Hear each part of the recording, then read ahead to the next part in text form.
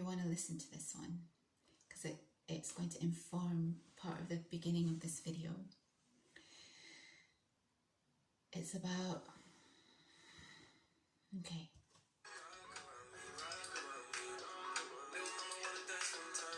Listen to the lyrics.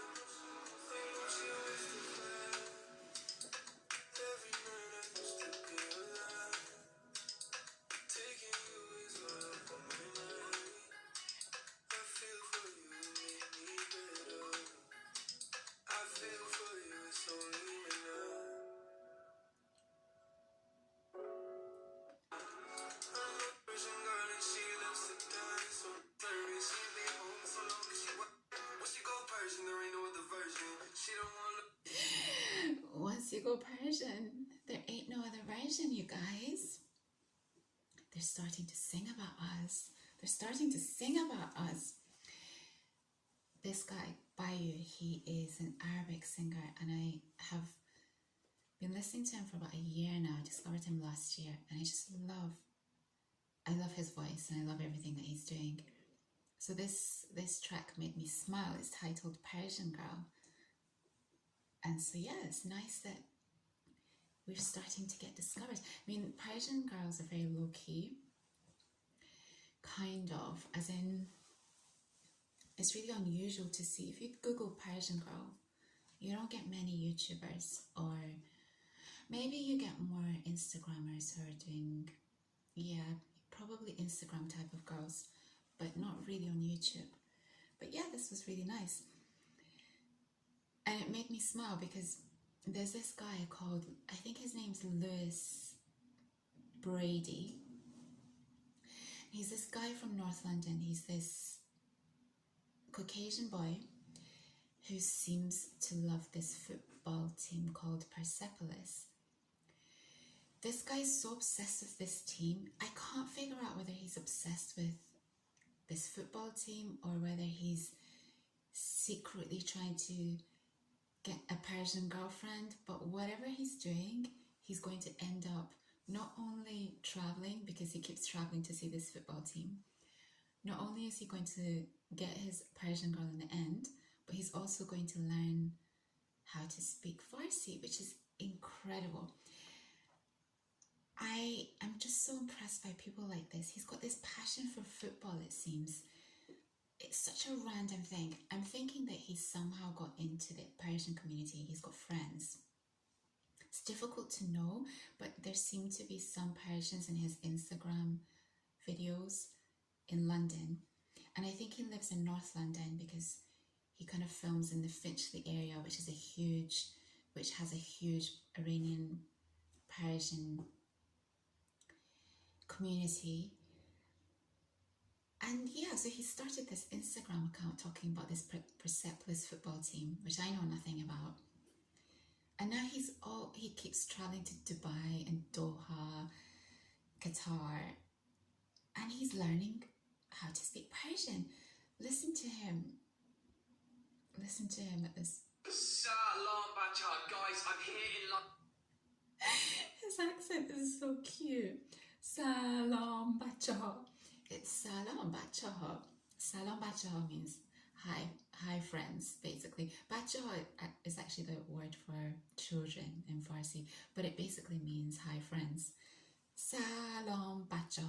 Or that's not the right pronunciation. Or I think he'll say Salam Dustan. Salam Dustan Hasbalisi, guy. He's just so unique.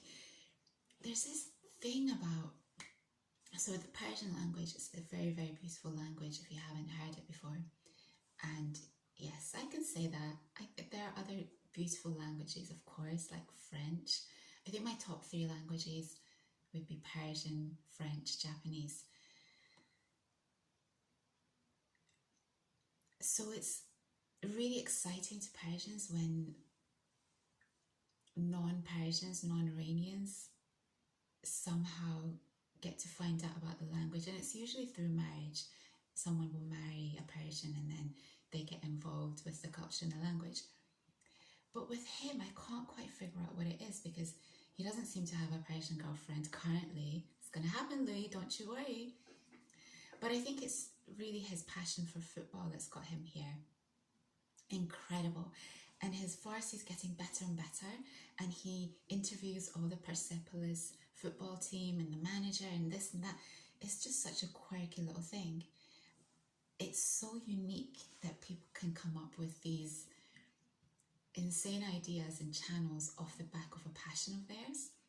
So I'm keeping an eye on him, because not only is he a fascinating individual to me, but also is making me panic a little bit, you guys.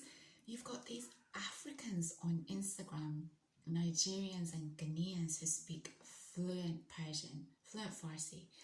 And I'm just like, I cannot send these videos. I cannot be sending these videos to my parents because they're going to be on my case. So next year, when I have a little bit more time, I need to get onto my Farsi language improvement type shtick, because I cannot be having these African kids and these British kids usurp me. Is that a word? I just, sometimes I have words in my head and I don't actually even know if they're real words, but it sounds right. Usurp. Usurp meaning, I don't think it's a word. I think I just take a position. How do you pronounce it? Usurp. That doesn't sound right to me. It should be usurp. Usurp. Take a position of power or importance illegally or by force. They're illegally learning my language. No, we can't be having that. No, secretly, I find it so... I'm just in admiration of, especially, at least he's got some kind of connection to the Persian community in London and with this football team. But these African guys on YouTube who are learning the language in Africa have probably, I think, never been around a Persian person, but speak fantastic, like a native speaker. It's so shameful to me. So you guys, we have to get on to that, because next year, when I do come back on, I will be speaking in Farsi on the channel. Maybe. But yeah, سلام بچه حال شما چطور؟ امروز روز شلوغی هست. So we have to, it's a busy day, so I need to get on. What did I do? I sent myself a note of all the things I have to talk about, because I tend to miss stuff. Very quickly, I was completely wrong about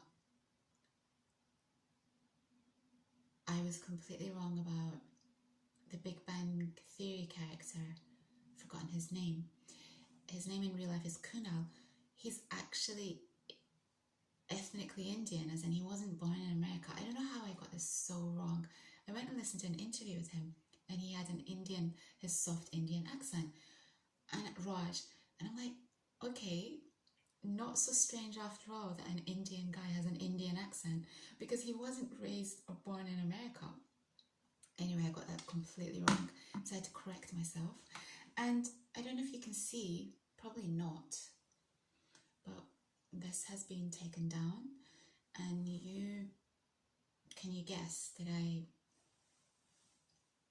I go up that ladder? What do you think? Do you think I went up it or not? Why was it so important that I went up that ladder? Well, as I had mentioned before, I hadn't gone swimming in Italy when it was really rocky waters, and it had really bothered me because it felt like I'd wimped out. But the reason for this ladder thing is not that I'm actually afraid of heights, because I don't think I am afraid of heights. It's that I'm afraid of going up man-made structures like ladders where heights are involved. That's probably a more accurate description of my feeling about ladders. This is what had happened on my last day in LA, the day before I was to fly out back to London. I just thought, I haven't been to that, because it was such a busy time in LA. I didn't have much time to myself at all. And the one thing that I'd wanted to do was go to the Hollywood Hills. I hadn't had a chance to do it. So I packed really fast that day, that morning, and then I got into this really naughty habit of going to Whole Foods, which was near my apartment, because I was in the UCLA area. It was near my apartment, so I walked to Whole Foods, and they do these really yummy double or triple chocolate muffins, which they don't do in London. And I'd got into this really naughty habit of buying these muffins. They were just so Moorish. I'd struggled with the food in America, if I'm being completely honest, as in the vegetables never felt like vegetables, the fruit never really felt like fruit. The sizes of portions were just humongous. Even in the supermarket, like the yogurt was so big. So I'd struggled a little bit with the food. Even though I was buying organic, it never really felt like it was organic. It still felt like maybe it wasn't real. So I was eating a little bit not good. I wasn't eating to my clean standards, but I was loving it. I was having a lot of fun. So I walked to this Whole Foods, got my little muffin, and then I took the bus to as close a location to the Hollywood Hills as possible. And you're probably thinking, well, why don't you just get a taxi? I'm actually really averse to taxis and Ubers. I only really get them, and I think Lyft existed in LA at the time. I only get them if I absolutely have to, in the sense that, especially when I'm in another country, because I really want to see how the locals live, and I want to see the city and figure out how the city's connected. That's really important to me, to understand how a city works, how the people live in that city. And LA was a real struggle in that you have to use a car to get everywhere. The public transport, in terms of buses, were not great, in my opinion. So you either taxi it or you have a car. So that's why I didn't taxi it to the location. I needed to figure out how that section of LA worked. It took a long time though. So I got to as close a stop as possible, and then I had this lengthy walk, and I stopped off at something that we call a off license in the UK. Off licenses, I think outside of the UK, in the States, you would call them liquor stores. So I went into this liquor store with my little muffin. I was munching away. I looked like, have you ever seen the new one? You're too young. There was a cartoon back in the day called Belle and Sebastian. It was the cutest cartoon, a little boy and his dog. And he always had like these bread things in his little rucksack. So I felt a little bit like Belle and Sebastian. Well, Belle or Sebastian, I can't remember who was who. Sebastian, I'm guessing. I felt a little bit like him because I had this muffin in my hand. I had my big shoulder bag, which carries my life in it, because there's like an extra pair of shoes in there all the time, and my water bottle and my purse and this and that. It was quite heavy. So I just walked into this liquor store with my double chocolate muffin, munching away. I said, can you please tell me how to get to the Hollywood Hills? And they laughed. They actually laughed in my face, you guys. Like, you have to walk another half an hour. And I'm thinking, oh gosh, it's been a mission just to get here by bus. And now I have another half an hour walk before I actually start the climb. So I was like, okay, I have the muffin in my hand, no problem. No problemo. So I did my little half an hour walk. Finally get to the bottom of the Hollywood Hills. And I can now start to see people doing their little hikes. And by the way, do you remember my old cons? They're still alive. I was in the old cons. I'm carrying this big heavy bag. got my muffin in my hand, and I do not look like someone who's about to hike. And I'm thinking it's just like a small mountain. I mean, I'm used to going up and down mountains, you guys. So I'm thinking it's just, it's not a big deal. So I start this climb, munching away on my little double chocolate muffin. It's still not finished because it's just that big. And then as I get higher and higher, I kind of turn around to look behind me because I'm thinking, it's no problem going up this hill, but how am I going to get back down? So what I did at one point is, a couple of moments, I tried to see if I could actually come back down, and I was struggling. But I'm like, no, it's fine, you can do it. So I kept going higher, and then another time I tried it again, and I couldn't come back down. The fear, like I'm in the wrong pair of shoes. I'm wearing Cons, for goodness sake. This bag is holding, I'm off kilter. I'm not balanced. And I think the muffin's finished by now, or it's been chucked into my bag because I've got more important things to worry about, like staying alive. So then I start to panic because it's steep and I'm in the wrong shoes, and I'm looking at everyone and they're in hiking gear with these proper hiking, either sneakers, trainers, or proper hiking boots. And now I'm starting to feel a little bit embarrassed. So there were a couple that were going up and they were proper hikers, and I stopped them. And I'm usually not as open to strangers about my fears, but I was scared. So I just stopped them and I said, hi, this is my first time climbing and I really would like to get to the top, but I'm starting to feel scared because these shoes, I'm in these Cons and I feel like I'm not going to be able to go back down. Can you give me some advice? I usually never speak to people like that. Well, at least not strangers. They were so lovely, and they said to me, if you're feeling scared, you probably shouldn't go up any further. And it was brutal, you guys, because I feel like I probably only had another 10-15 minute climb to get to the top, but I was terrified. I really was. So I did the walk of shame back down, and it was a low point, my friends. It was a low point in my LA journey. It would have been such an amazing way to end in my trip. So that's why this ladder was really important, because these kind of things bug me, especially when I feel like maybe I have it in me, but I just haven't pushed myself that little bit further. So I did go up. And what I did in advance of going up was I did my morning walk, run. I was limber. I was in exercise mode, and I just went up. Stood and looked out over the landscape, over the terrain, and I came back down. The scary part was not so much going up for me. It was at that little point at the top. I was worried about how I was going to come back down. It's always the coming back down part that scares me the most. But I did it, and I only did it the once. There was no need to do it more than once. I should have really, but I didn't. That's my story about the ladder. We need to conquer our fears, you guys. Fears just hold you back, and we do not have time to be held back. No, we do not.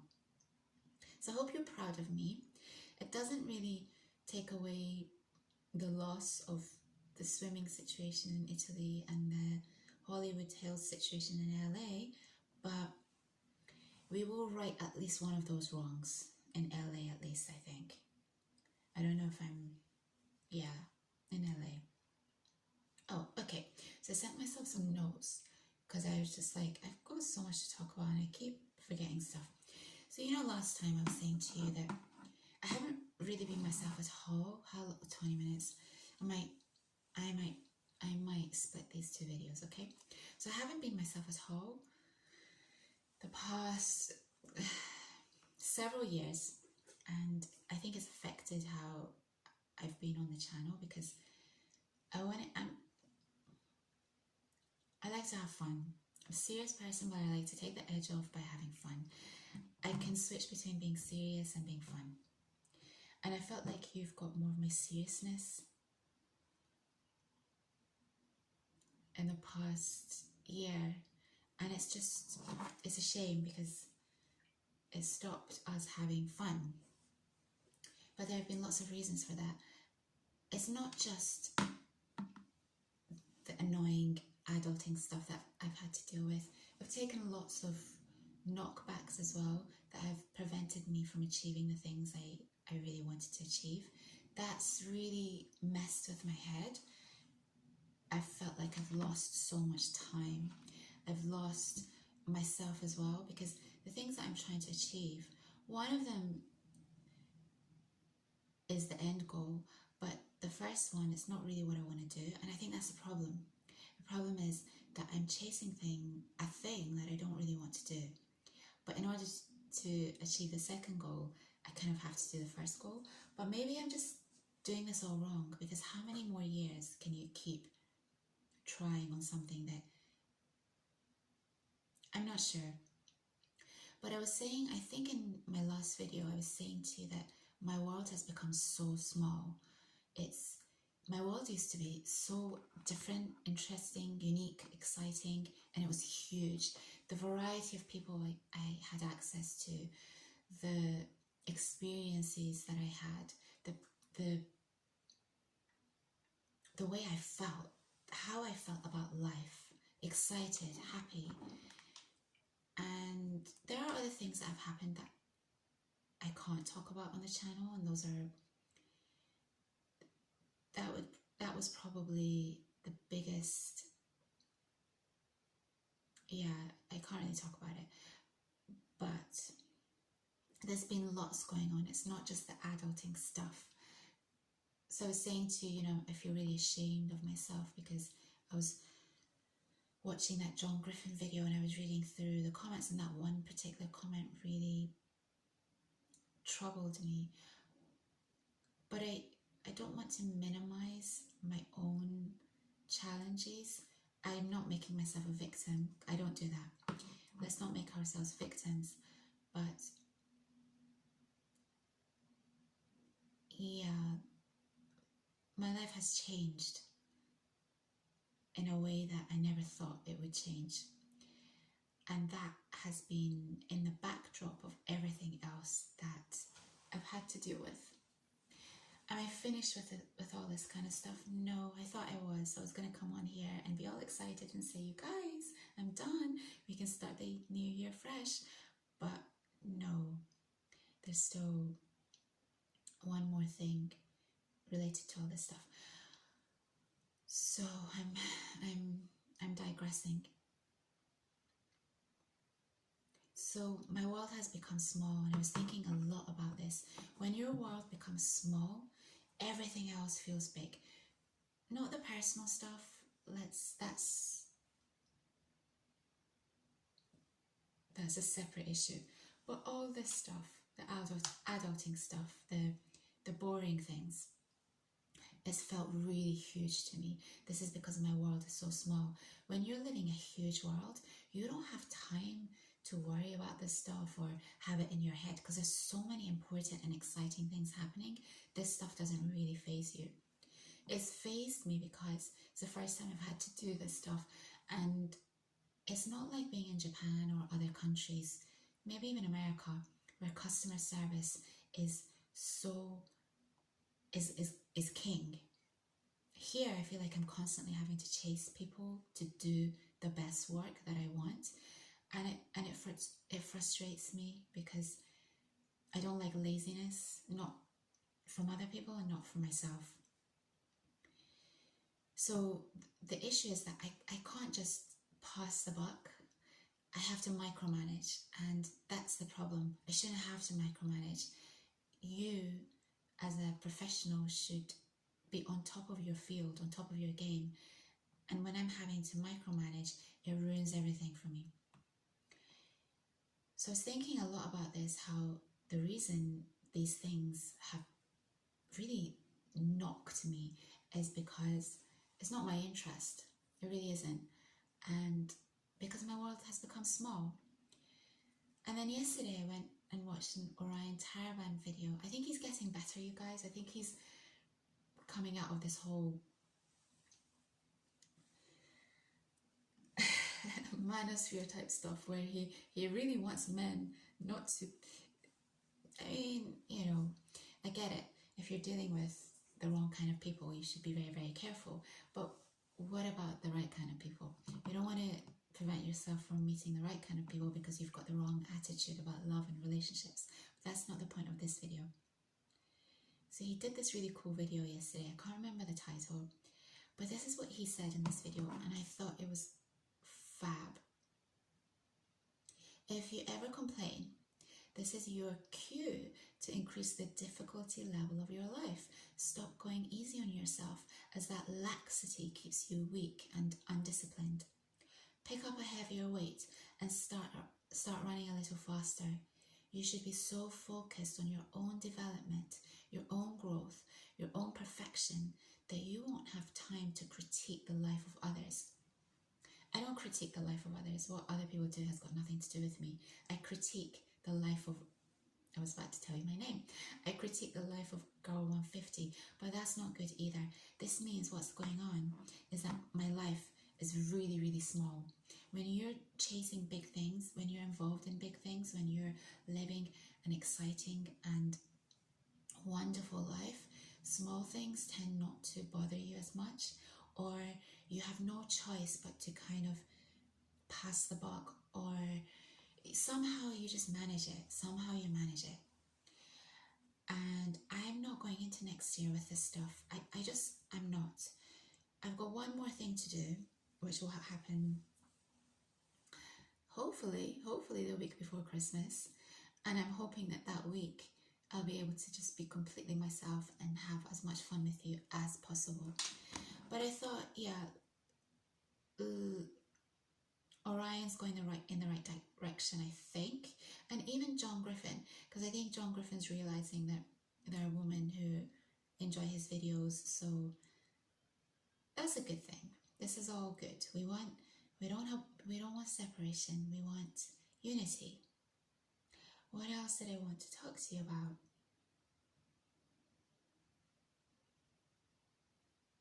Should I leave it here, you guys?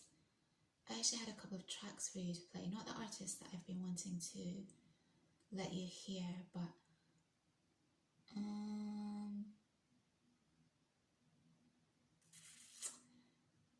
let me think. When I was thinking of the title of this video, because nowadays the title of my videos have always been an issue. I don't like these how-to, why don't you, you should, blah blah blah. I'm not into these kind of titles. The issue is I don't want to clickbait, and so my thoughts go in so many different directions. It's really difficult to choose a title. But when I was thinking about all this stuff, because I wanted to talk to you about this stuff, I was having a very Persian girl moment where I was like, this stuff's just beneath me. It's just beneath me, you guys. It's beneath me. I'm very low-key as a Persian girl. You should know, as in Persians in general, they just have so much confidence, particularly the American Persians. Sometimes it can border on, I don't want to say arrogance, because it's not really like that. Culturally, they're just very, very confident people. I am considered very low-key as a Persian girl. I can switch, I can, but I think fundamentally I prefer the low-key way. What do I mean by low-key? I mean,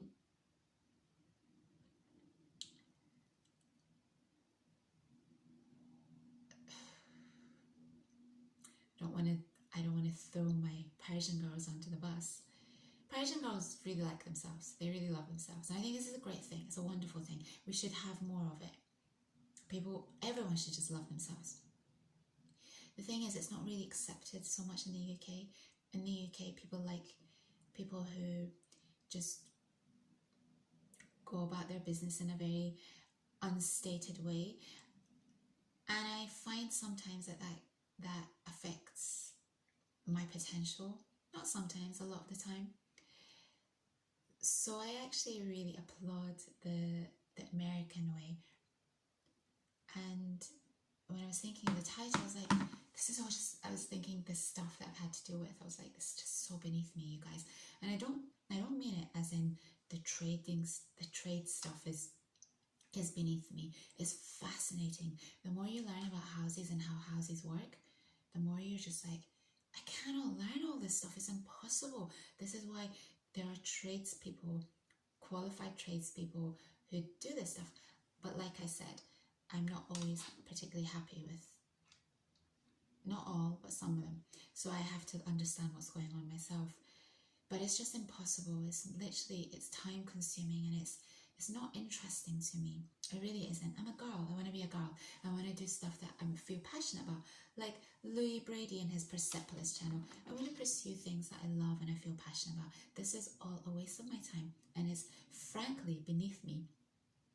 I didn't want to put beneath me in the title of my video, so I was looking for synonyms for beneath me, and I came across this fantastic Latin phrase, Infra Dignitatem.